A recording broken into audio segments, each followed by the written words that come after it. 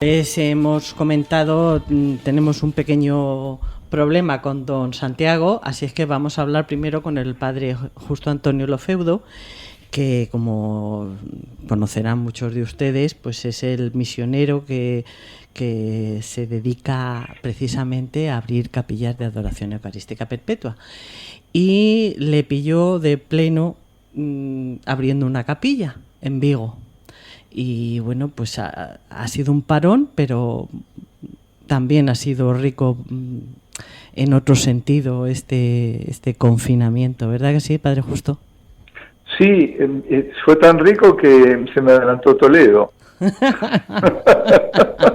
Bueno, alguna ventaja si teníamos no, con ser la tercera, ¿no? Ahora ya, claro. ahora la tercera y la 61. Claro, porque si no era por eso, tendría que haber estado abierta ya la de aquí, la de Vigo. Bueno, también sí, justo fue en la mitad, me dio en la mitad, me dio en el medio. Sí, bueno, también retrasó esta, porque esta se podría haber abierto probablemente en el mes de marzo o abril. Sí. Pero bueno, bien, se han abierto cuando Dios ha querido y además ni más ni menos que el Día del Sagrado Corazón. Sí, no, magnífico, fue realmente una alegría enorme, por lo que significa, por todo, sí. ¿Y cómo va en Vigo? Bueno, habría que, esa pregunta merece algunas respuestas. Primero, cada lugar es diferente, ¿no? Eso lo sabemos. Por la idiosincrasia del lugar, por la religiosidad del lugar y demás. El mismo, digamos, la misma Galicia no fue lo mismo Coruña que Santiago de Compostela ni aquí.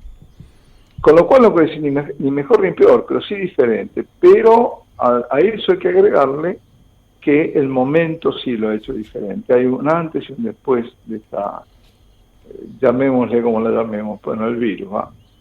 Hay diferencias. Pero vamos a ver, ¿y qué diferencia encuentra ahora? ¿Estamos más fríos? ¿Estamos más...? Sí, que no pasamos yo creo que en general no se pasó en la prueba, porque tendrían que todos acudir, bueno, no en todos lados, porque yo hablé con los de Cachito de Cielo. Sí. Jesús. En general no es, le hemos perdido. ¿Cómo? Nos ha dicho que habló con los de Cachito de Cielo y que ahora tienen más adoradores que antes. Sí. Más que antes. Se han reforzado horas que tenían un solo adorador en la noche y demás, tienen dos. Pero en general no es esa la tónica, es decir, por eso digo, cada lugar es diferente.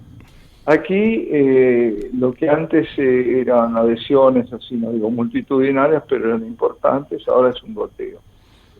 ¿Por qué? Porque va menos gente, va con mucho miedo, o sea, en cierto modo hemos dado un mensaje terrible de que el templo es un lugar de contagio. Son tantas las precauciones que toman que está bien ponerlas, pero hay que tener mucho cuidado, no exagerar la cosa. Porque no es tanto. Y segundo, yo eso no estoy diciendo que no se tomen precauciones de ningún modo, ¿no? Pero hay que no exagerar la nota, porque estamos haciendo desde el fármaco de inmortalidad, que es la Eucaristía, un posible vehículo de contagio, y eso no puede ser. No, porque puede ser, porque la misma gente que ves ahí, que están a 2 metros y todas muertas de miedo, y con el bozal, como estamos tomando la luego están tomando algo afuera y están todos ahí a menos de medio metro, cada uno 30 centímetros y hablando y sin nada. Así que se ha dado eso, ¿no? Miedo, no la logista. A ver, Padre Justo, no se mueva mucho que le perdemos. ¿No se escucha? Ahora, y no se mueva de ahí. No, es que no me muevo, apenas me muevo un milímetro. Sí, eso. Pierde la voz. Yo. Es que perdemos la voz.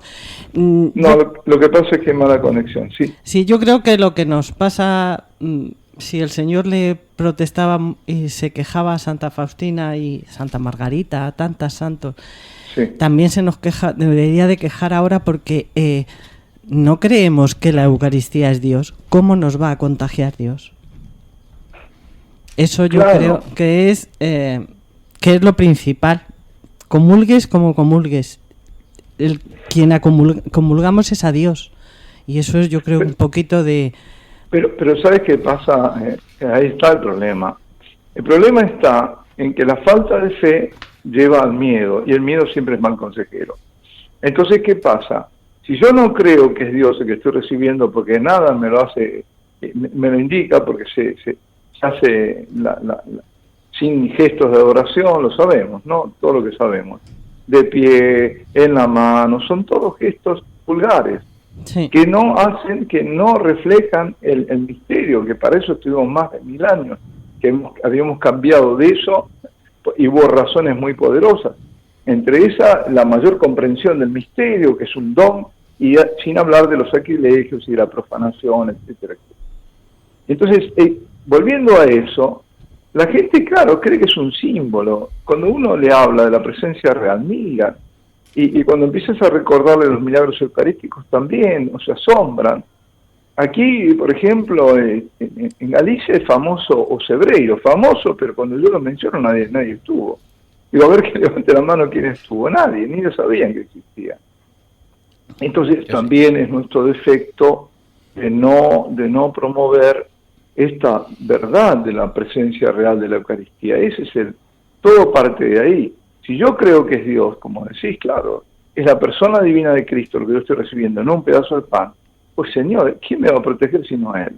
¿Y a quién voy a recurrir si no es a Él? Y cuando se abren los templos y se termine la veda, ¿qué debería haber ocurrido? Que fue lo que pasó, ¿no? Se terminó parcialmente. Correr a darle gracias al Señor y antes clamar para que se abran las puertas, porque necesitamos de Él, porque necesitamos su protección. ¿Dónde voy a ir, Señor? ¿Dónde iremos? Solo tú no solo tienes palabra de vida, sino que tú tienes la vida misma, porque este es el sacramento de la vida, de inmortalidad. El que come mi carne y bebe mi sangre tiene la vida eterna. Resulta que tiene la vida eterna y yo tengo miedo de contagiarme. Es un contrasentido absoluto y es no creer, y eso tiene sus implicaciones. Y es el miedo, lo primero que lleva es al miedo. Sí. Es el miedo y... Efemio. No, yo lo que le quería decir es que quizá a lo mejor en este tiempo, lo hemos comentado creo aquí en la radio en algún momento y con usted no lo sé, pero parece ser, o me da la sensación de que se ha antepuesto el quinto mandamiento al primero. Pero ni siquiera, yo no sé si... porque al primero y al tercero... Porque sí, claro. Se ha quitado incluso como precepto, el precepto dominical que viene de un mandamiento, no es una cuestión disciplinaria nada más. Entonces, claro, exactamente. Pero ese quinto, yo dije, es decir, lo que digo es, no ir en contra del quinto mandamiento absolutamente, porque tengo que cuidar mi salud y la salud de otros, pero en lo razonable. Pero aquí estamos, de algo que se ha gigantado, porque de pandemia no tiene nada, porque una pandemia es otra cosa. Se habla de millón de muertos y de algo espantoso. Aquí hubo una serie de problemas, defectos en el protocolo inicialmente, que después se corrigieron.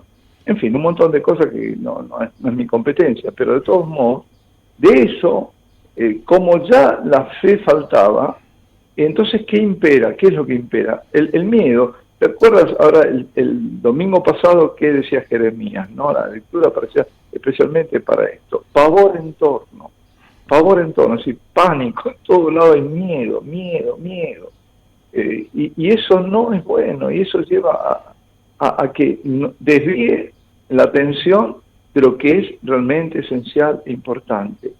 Si nosotros tuviéramos el mismo cuidado que se está teniendo en las iglesias, para el cuerpo sacratísimo de Jesucristo, ¿cómo sería diferente la cosa? Yo creo que en esto también nos está poniendo el Señor la evidencia. Primero, de esta apostasía, porque la falta de fe de todos. Y por otro lado, la falta de cuidado que se pone en la Eucaristía y el exceso de cuidado que se está poniendo por los cuerpos. Además, si cuidáramos el alma como cuidamos el cuerpo, es que por donde lo busques siempre está lo mismo, es decir, está desviada la atención y se ha puesto en lo que es secundario como primario. lo más importante es la salud del alma, sin descuidar el cuerpo, porque como dices tú, Efemio, está el quinto mandamiento de por medio, por supuesto, pero lo importante es el alma, que es eterna. Entonces, mientras que esto no se comprenda, vamos a hacer, no sé, las cosas mal, por decirlo en una forma muy leve, ¿no?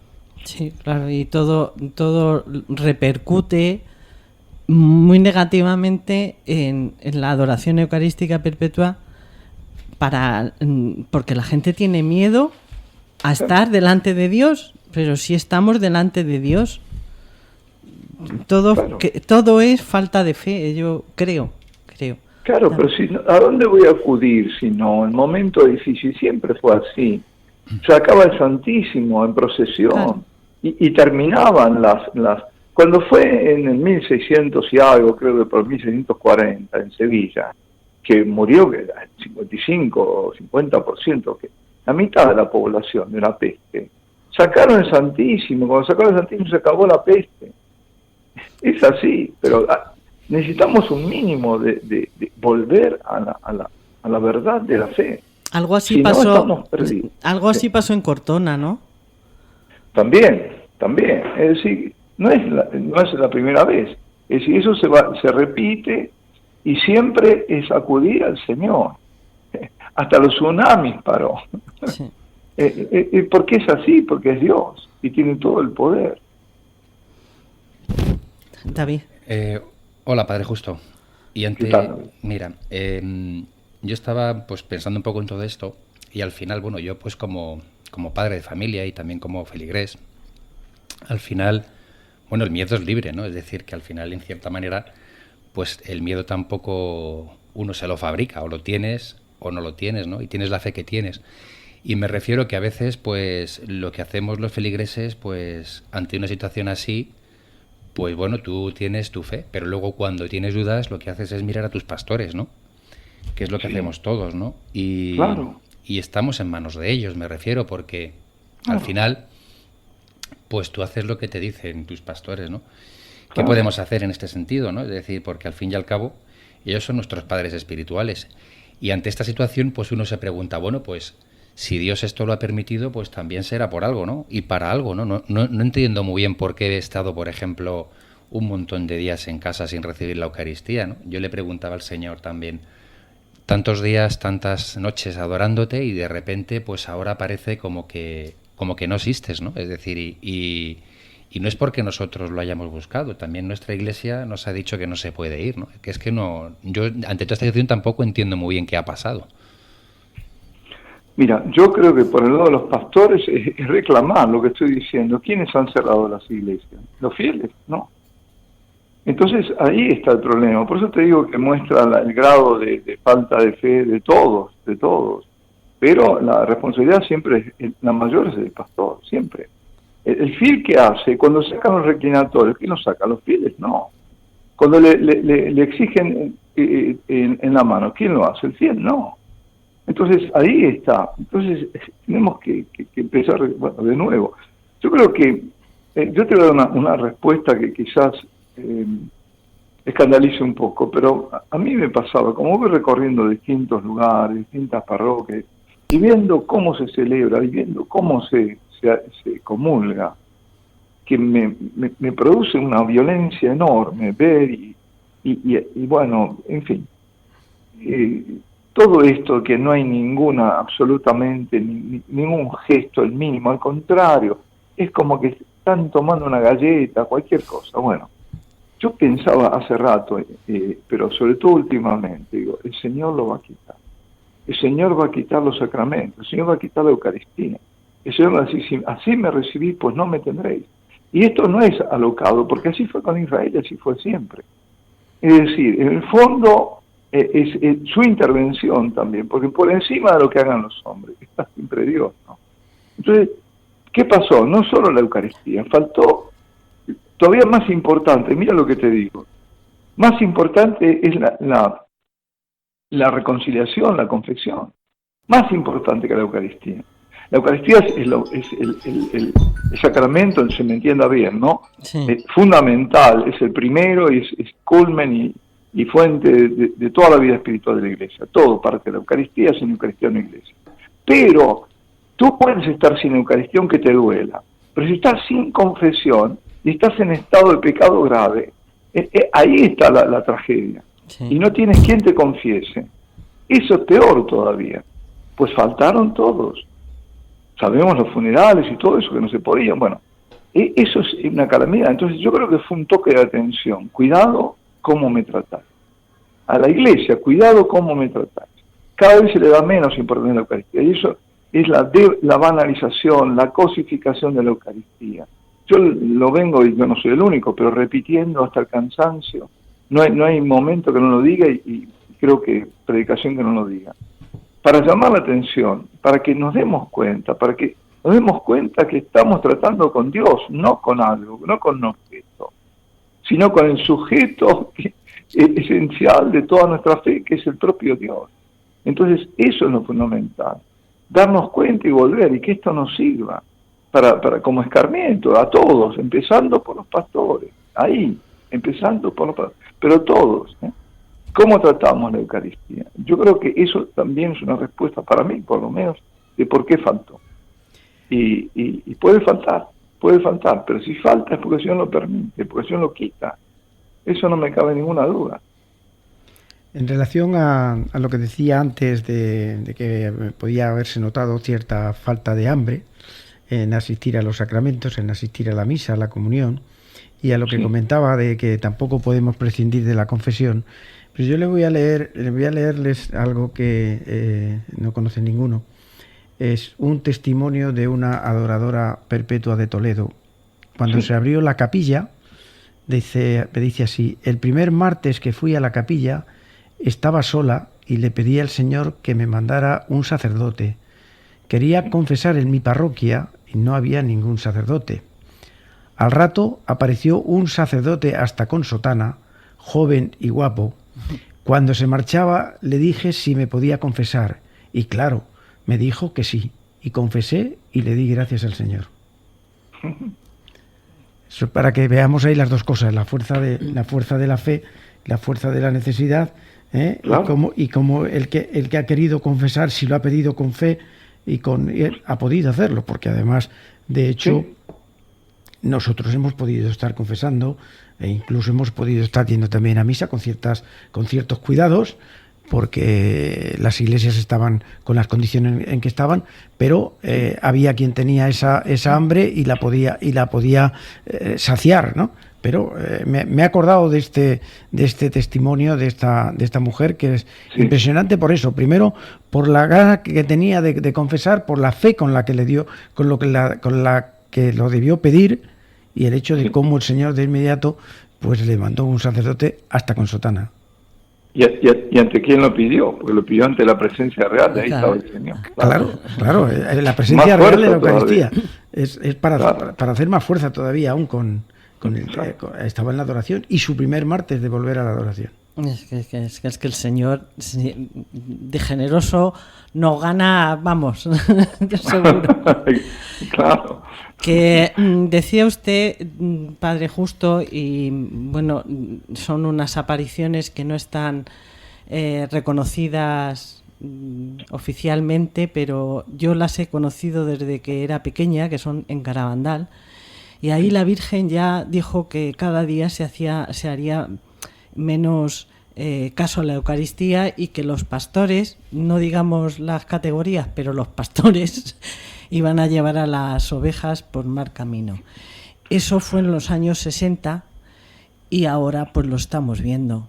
Tampoco, yo creo que el Señor nos está avisando con mucho y lo tenemos aquí. ¿Y cuál es la reacción para usted que tendríamos que hacer? Seguir los mensajes que la Virgen dijo en Garabandal. El primer mensaje fue: hay que hacer muchos sacrificios y mucha penitencia, y tenemos que visitar mucho al Santísimo. Pero aquí agregó algo: no es cuestión de solo visitarlo, antes tenemos que ser muy buenos. A la niña no puede ser conversión, porque ¿qué sabe? Pero la gente sabe lo que es ser muy bueno. Y hablaba que si no lo hacemos vendrá un castigo, y que se estaba llenando la copa. ¿Cuál es la copa? Es el cáliz de la ira de Dios. es que no hay que decirlo, porque sin miedo. Y si no cambiamos, dice, vendrá un castigo. Si no hay conversión, vendrá un castigo. Ese fue el 61. En el 65, que son 2 mensajes, y que para mí es una, digamos, sello de autenticidad de Garabandal, son los mensajes. Porque ¿quién iba a pensar? A ella le causaba en ese momento una violencia enorme decir lo que dijeron. Dice, como no se cumplió el mensaje anterior que había dado, que era el anterior que acabo de decir, dice que será ese el último, que si la copa antes estaba llenando, ahora está rebosando. Estamos hablando del 75. Es cierto que estamos en pleno, ahí el posconcilio viene, todo lo que viene, ¿no?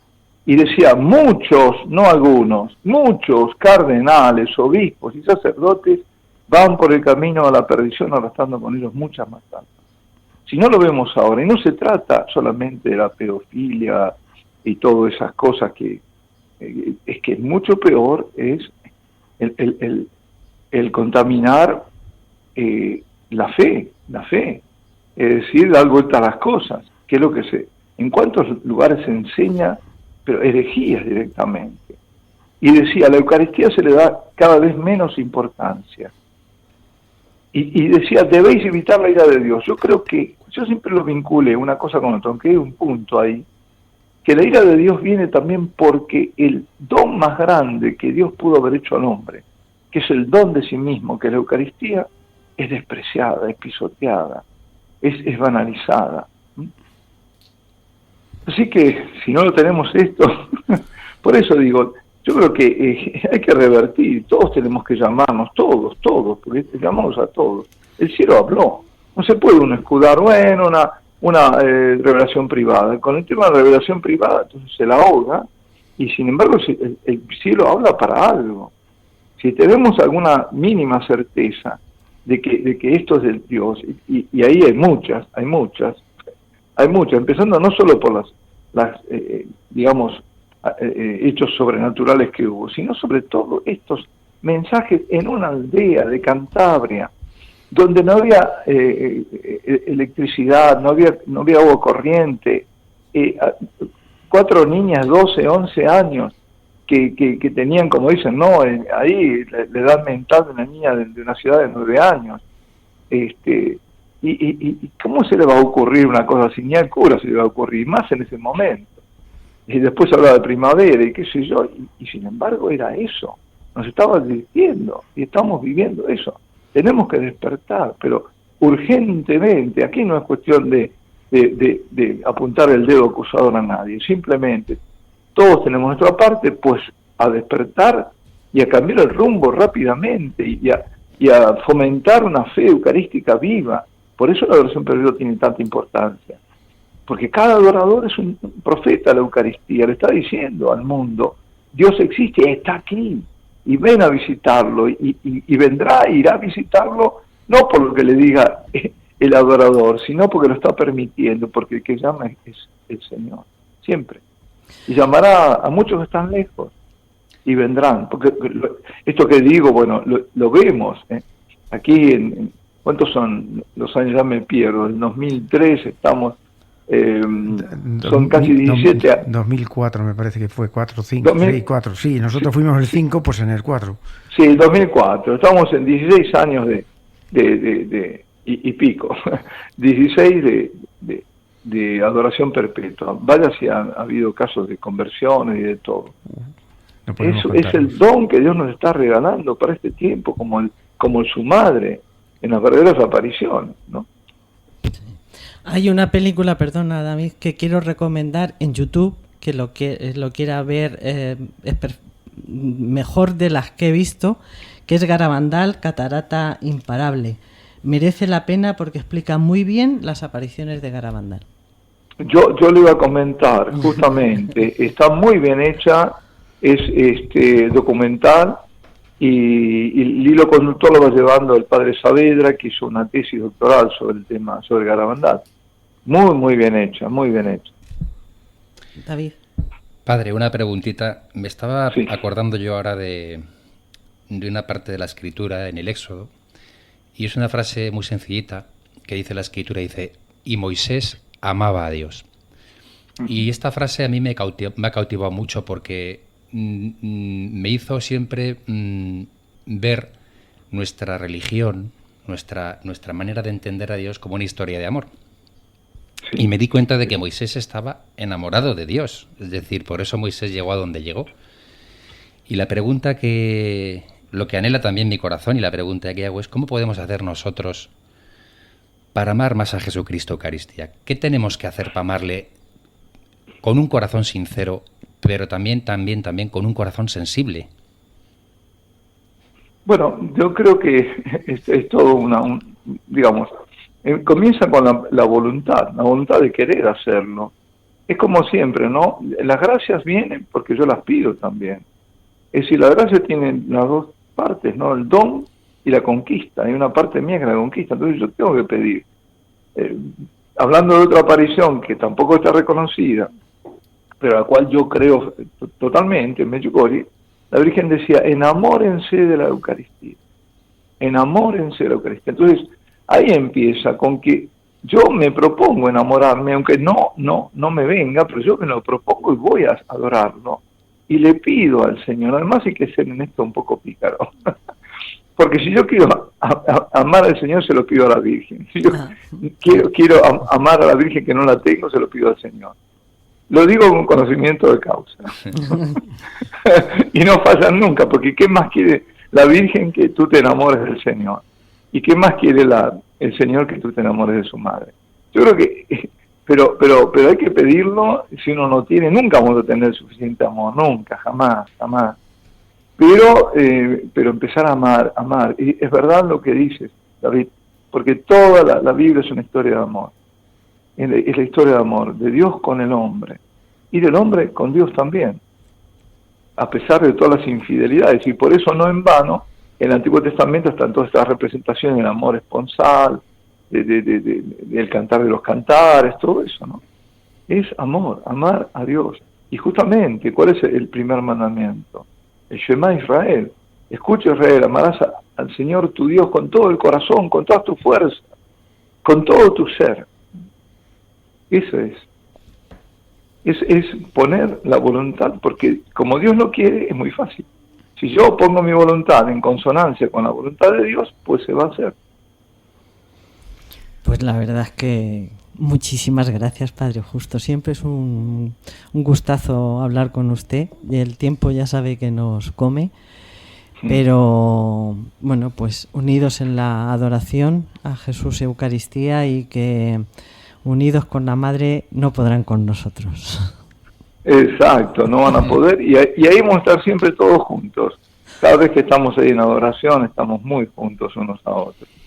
Mira, te digo una cosa, así se me vino en este momento a la mente. Yo siempre dije que la Virgen, y que yo no soy el único, ¿no? Pero digo, siempre decía que la Virgen teje una red. Y la vamos viendo cada vez más, ¿no? Esta red que va tejiendo de sacerdotes que son consagrados a ella, que nos vamos conociendo, de todos, ¿no? Todos sus hijos, ¿no? Pero estos hijos que quieren responder a la madre, va tejiendo. Y es una red. Y resulta que diciendo esto, una señora me dijo, sí, es una red, pero es la red que ella también echa y saca los peces. Y cuanto más levantan la red, los peces más cerca están. Porque ¿qué nos está pasando? Que cada vez nos vamos conociendo más. Me pareció muy bueno. Sí que lo es. Bueno, Padre Justo, un abrazo fuerte y a seguir a ver estos de Vigo si toman carrerilla y abren pronto. Impulso, exacto. Bueno, que Dios los bendiga a todos abundantemente. Un abrazo. Muchas gracias, un abrazo muy fuerte. Seguimos rezando. Adiós. Sí, Eufemio. Hasta siempre. Hasta siempre. Adiós.